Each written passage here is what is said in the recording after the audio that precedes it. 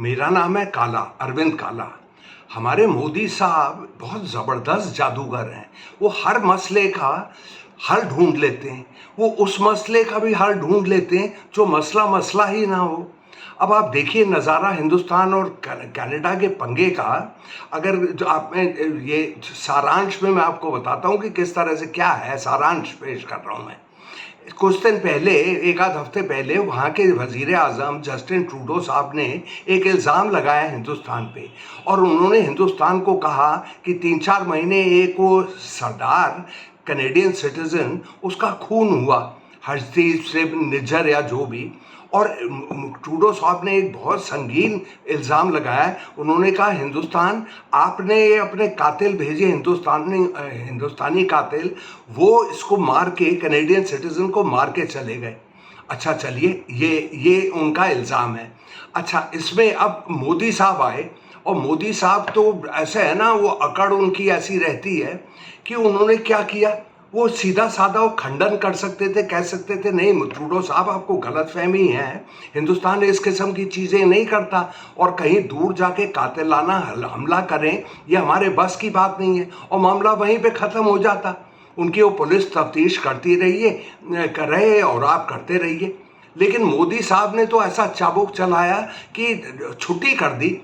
मोदी साहब ऐसे इंसान हैं, देखिए वो ऐसे हैं, वो हर चीज़ वो उल्टी सीधी कर देते हैं। फ़र्ज़ करिए कि मेरे सामने एक मक्खी बैठी हुई है। अच्छा, मैंने हथौड़ा लिया और मार दिया, और अच्छा मक्खी तो उड़ गई और टेबल मेरी टूट गई। तो मोदी साहब का हर कारनामा इसी तरह से होता है। अब जनाब, मैं आपको बताता हूँ कि क्या हुआ है।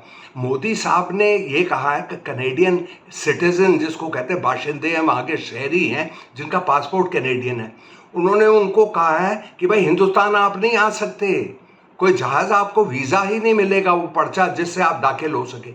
मोदी साहब, वाह वाह, मैं आपकी मर्दानगी को सलाम करता हूँ, लेकिन आपने तो 18 लाख हिंदुस्तानी हैं वहाँ पे, 18 लाख।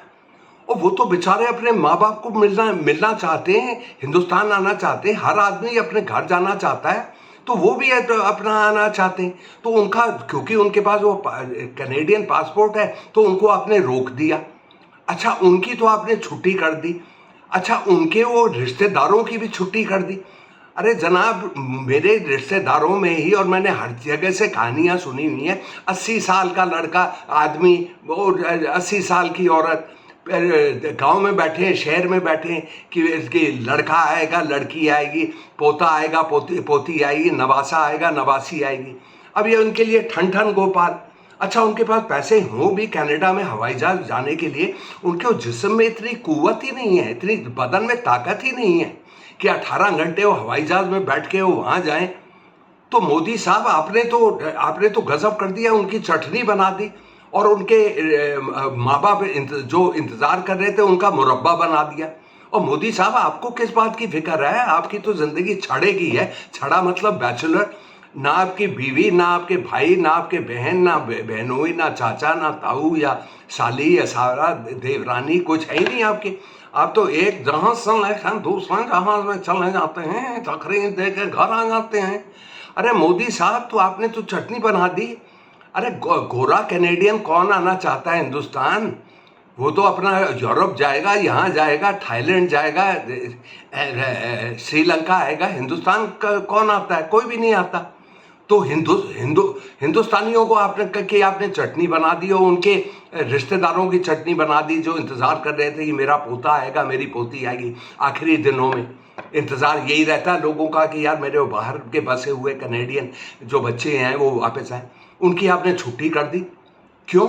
अपनी मर्दानगी दिखाने के लिए, क्योंकि आपकी 56 इंच की तोंद है ना। माफ़ करिए मोदी साहब, तोंद नहीं कह रहा था मैं, आपको कहता सीना। तो ये आप कर देते हैं। अच्छा, ये असली बात, सबसे बेवकूफ़ी की बात, हिंदुस्तान बिल्कुल ही बेवकूफ़ों का मुल्क है। उनका मोदी साहब का भी वो जो चमचा, मद्रासी चमचा, वो फॉरेन मिनिस्टर जयशंकर, वो जो इस तरह से चलता है जैसे कि सारी दुनिया की जिम्मेदारियां उसी के कंधों पे बैठी हुई हैं, वो इस तरह से चलता है। अच्छा, मोदी साहब को अपनी मर्दानगी दिखानी है तो मद्रासी उन्हें कहता है ये करिए, अपनी मर्दानगी इस तरह से दिखाइए कि कनाडा आप लोग आ नहीं सकते। अरे यार कनाडा वाले, उनको कहाँ आना है हिंदुस्तान। हिंदी में कहावत है, कहाँ राजा भोज कहाँ गंगू तेली। राजा भोज होता है कनाडा और गंगू तेली हैं हम, हमें पूछता कौन है। तो आपने ये मर्दानगी दिखा दी और अपने लोगों की चटनी बना दी। तो मोदी साहब को इस किस्म की सलाह थोड़ी लेती है किसी से, कोई भी बता देता। मेरे जैसा बेरोजगार आदमी जो वीडियो के सामने बैठा हुआ अपना वक्त जाया करता है, उसको वो इतनी अकल है तो आपको नहीं मिल जाते सलाहकार, आप किसी से पूछते ही नहीं। अरे हिंदुस्तानी एक्सपोर्टर है, कनाडा में इंपोर्टर है, 10 बिलियन ट्रेड है, हमारी हमारी तिजारत है आपस में। तो दुनिया भर के, अच्छा कनाडा के भी वो लोग जो हिंदुस्तान में जिन्होंने इन्वेस्ट किया हुआ, तो वो तो कैनेडियन शहरी होंगे, पासपोर्ट होल्डर होंगे। उनको भी आपने कहा नहीं आइए नहीं आइए नहीं आइए, और उनके जो पार्टनर है इधर जिसने करोड़ों लगाया हुआ, वो उनको भी पीट दिया आपने। तो मोदी साहब आप तो, आपको तो कोई भी फरमान जारी करे उसका अंजाम क्या होगा वो आप देखते ही नहीं। अरे मोदी साहब आईने के छोड़ के लोगों से बात करिए, सलाह मशवरा लीजिए और उन लोगों को ढूंढिए जो लोग आपकी बात से बिल्कुल सहमत ना हो, उनकी बात तो सुनिए, करिए फिर आप अपनी। आपको कौन रोक रहा है, आप तो वजीर आजम हैं यहाँ के और आपने दुनिया में छाए हुए हैं। तो इस किस्म की चीज़ है। अच्छा फर्ज, पहली बात तो सबसे मुझे हंसी की बात ये लगती है, अरे कनाडा के खालिस्तानी हैं कौन? ये तो जीरो हैं, जीरो। मोदी साहब सिफर, ये तो कुछ भी नहीं है कनाडा के। आपको क्यों अखड़ता रहता है? देखिए खालिस्तान इनको बनाना है पंजाब में। अरे पंजाब में सिख हैं जो 60%, वही खिलाफ है खालिस्तान की, उनके बच्चे खिलाफ हैं, हिंदू खिलाफ हैं वहाँ। हिंदुस्तान में बाकी जो 5-6 मिलियन फैले हुए हैं बम्बई में, इधर यूपी में, हरियाणा में, उनको भी नहीं चाहिए खालिस्तान। तो ये सिख वहाँ जाके खालिस्तानी कायर और बहुत ही घटिया लोग, वो वहाँ जाके खालिस्तान किए। अरे जब महात्मा गांधी लड़े थे हिंदुस्तान की आज़ादी के लिए, तो हिंदुस्तान आए थे और यहीं रहे थे और जेल गए थे। जवाहरलाल नेहरू यहीं आए थे, वो भी अपना इंग्लैंड में रह सकते थे और 16 साल काटे उन्होंने जेल में। नेल्सन मंडेला भी जा सकता था अमेरिका, साउथ अफ्रीका उसको भेज दिया, उन्हें 27 साल काटे। और ये हमारे जाले कायर, ये निज्जर विज्जर, ये सारे, ये अमृतपाल सिंह। अरे तुम कनाडा जब गया था ये निज्जर जिसका खून हुआ, तो वो रवि नकली पासपोर्ट में गया था रवि शर्मा के नाम। फिर उसके बाद उसको 10-15 साल के बाद मिले, और वहाँ पे एक दफ़ा वो शहरी बन जाते हैं, मतलब कनाडा का पासपोर्ट होता है, तो अपना सीना फुलाने लगते। इनको पूछता कौन है? अरे कनाडा में जो सिख हैं वो हैं 7.5 लाख, और उनमें कितने होंगे? 1000 होंगे, 1500 होंगे, 2000 होंगे। तो उन सारे के सारे सिखों को तो आपने ये कर दिया। अरे उसके अलावा कनाडा में हिंदू भी तो हिंदू हैं 26%, हमारे हिंदुस्तानियों में 34% को कहा जाता है सिख हैं, 26% हिंदू हैं। उन हिंदुओं को भी आपने वो रोक दिया हिंदुस्तान आने के लिए।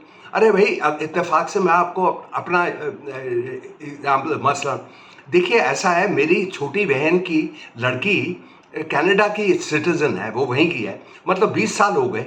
अच्छा उसका खसम है वो भी कनाडा का है। इत्तेफाक से मेरे बड़े भाई की भी लड़की, वो भी कैनेडियन सिटीजन है, वो उसका खसम भी है। अरे अब फर्ज करिए इनके माँ बाप, कोई 84 का है, कोई 75 की है, कोई 79 की है, वो तो जा नहीं सकते। अच्छा खुदा करे ना खास्ता मेरे ये बहनोई या मेरी भाभी वगैरह, कोई इनमें से कोई भी चले जाए, ये तो इंतज़ार कर रहे हैं, मतलब यमदूत कभी भी पकड़ सकता है इनको।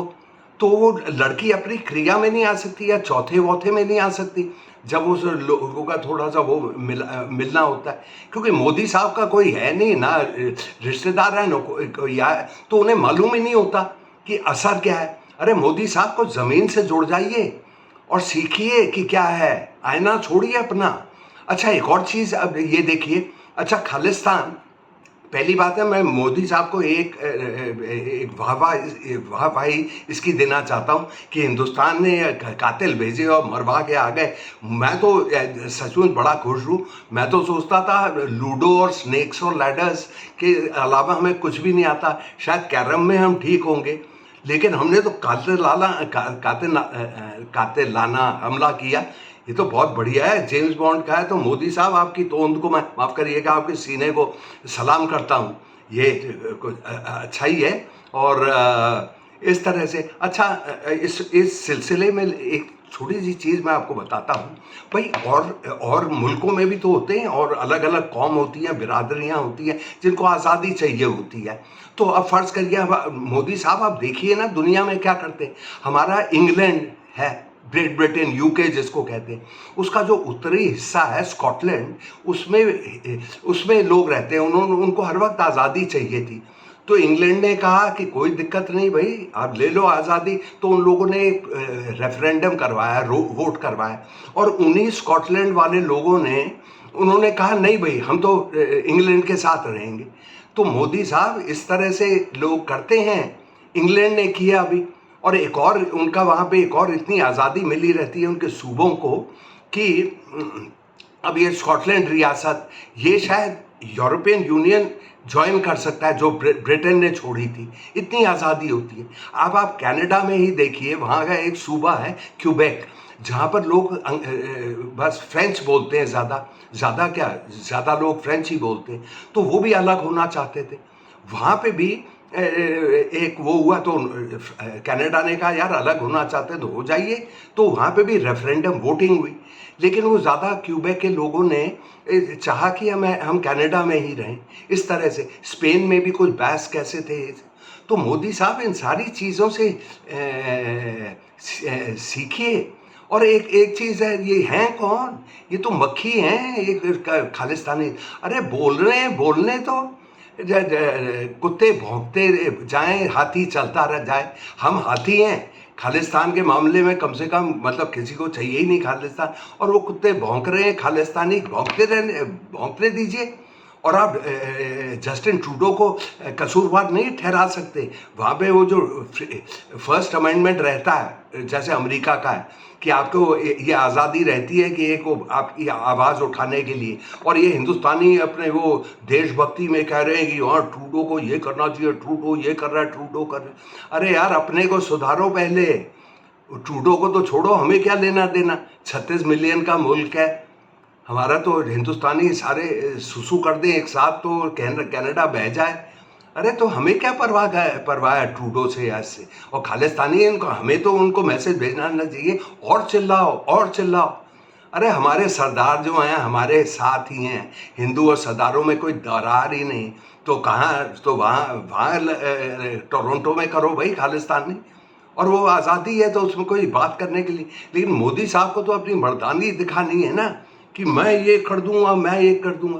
रोज़ आपको शान जतानी है कि आप कितने मर्द हैं और कितने मजबूत हैं, वगैरह वगैरह। मोदी साहब, आपको कुछ सबूत पेश करने की ऐसे ही नहीं दुनिया। अब दोबारा आप प्राइम मिनिस्टर होने जा रहे हैं, मौज करिए। अच्छा, जुड़िए लोगों से। अच्छा, और साहब ऐसा ना हो कि कोई चीज़ मैंने कही हो और आपको चोट पहुंच जाए और आप मुझे अंदर ही कर दें। मैं फिर सलाखों के पीछे कहूँगा, बेटे थोड़ा सा घर का पानी को दे दो। मोदी साहब, ये इस किस्म की चीज़ ना करिए। मैं बिल्कुल बेकसूर आदमी बुद्धू सा हूँ, वीडियो के आगे बोलता हूँ। अच्छा जनाब, अगर आपको ये वीडियो अच्छा लगा तो प्लीज़ आगे करिए, और मैं आपसे खुदा हाफिज़।